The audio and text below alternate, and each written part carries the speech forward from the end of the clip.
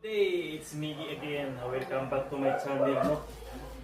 Marami na tayong mga na-assembled at saka na-test na swell equalizer tube at saka itong mga reading rail. So, i-dismantle na natin dahil tapos na natin na-test at i-box na natin dito.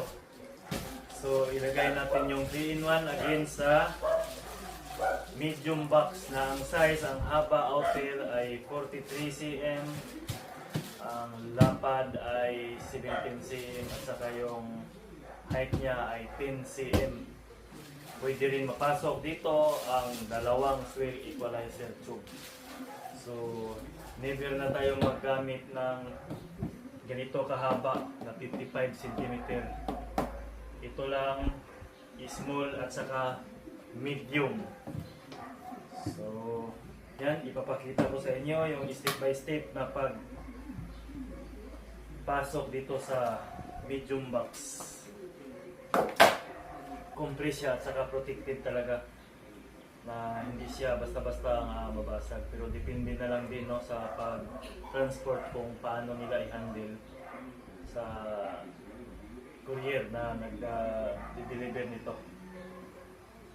So yan, umpisahan natin mag-dismantle at saka i-box natin dito sa loob ng box. Gusto kong linawin ang gulong ay kailangan 2 inches. Ang purpose nito, bakit 2 inches? Dahil paghila natin, paghatap natin tapos magbasa, ibig sabihin kung gusto na natin iligpit, alam nyo yung mga drop marks natin ay naka-emboss yan ng almost 8 mm to 1 cm. So kung maliit ang gulong natin, mahirap hilain dahil siyempre parang hump siya ba na ano.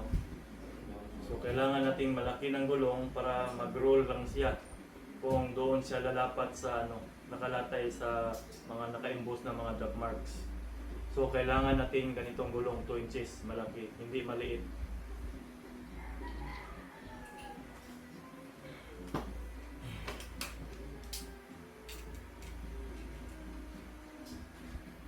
Yun, ito mukha, maliit ang tube.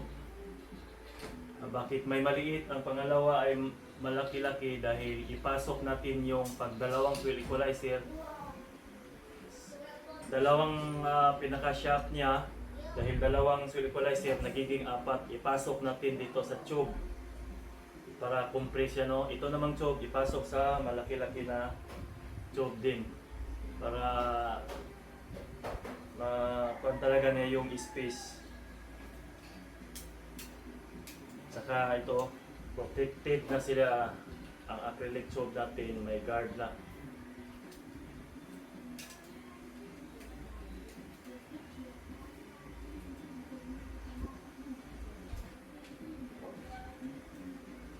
Ang magnet natin ay 2 lang dapat, hindi marami dahil maraming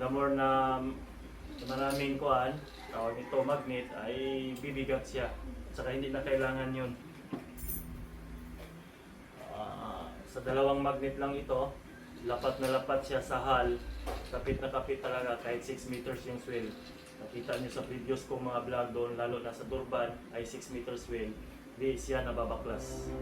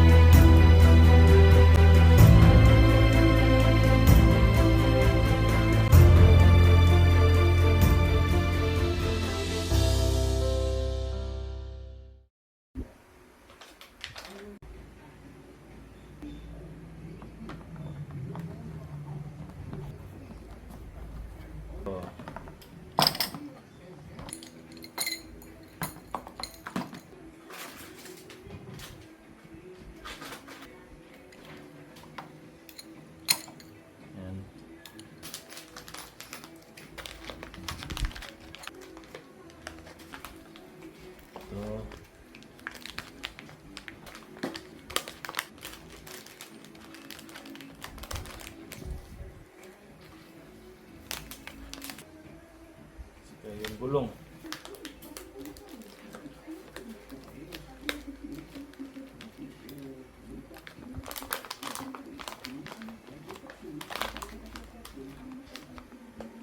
Thank you card.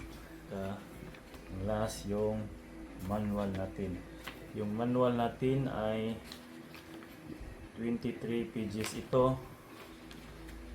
May sa wheel equalizer tube sa umpisa sa page 16. O dito rin sa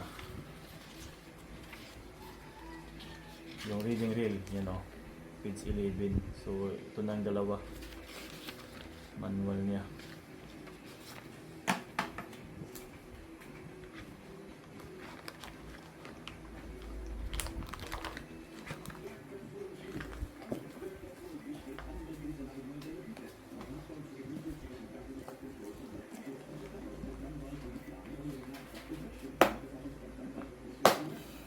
Ziploc.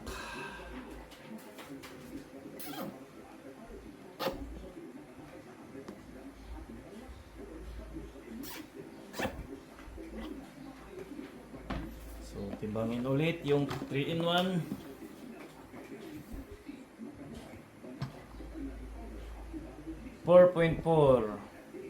kg. No? So, ayos. Napakalinaw. Data natin ng 3-in-1 plus 2. Ibig sabihin yan, dalawang swell equalizer tube. So, ready to send na to bukas sa may panibagong order. Okay? Okay na natin. Alright guys, dito nagtatapos yung episode natin na ito, no? So, yung merch natin coming soon for free. For free, no? Available siya sa puti, itim, green, brown, gray, saka blue with my logo, no? Coming soon for free. Dito nagtatapos. Sa ulitin, I am Captain Melchades Reyes Danoco, the mind behind MRD. Basta MRD, Tatak Original. Peace out!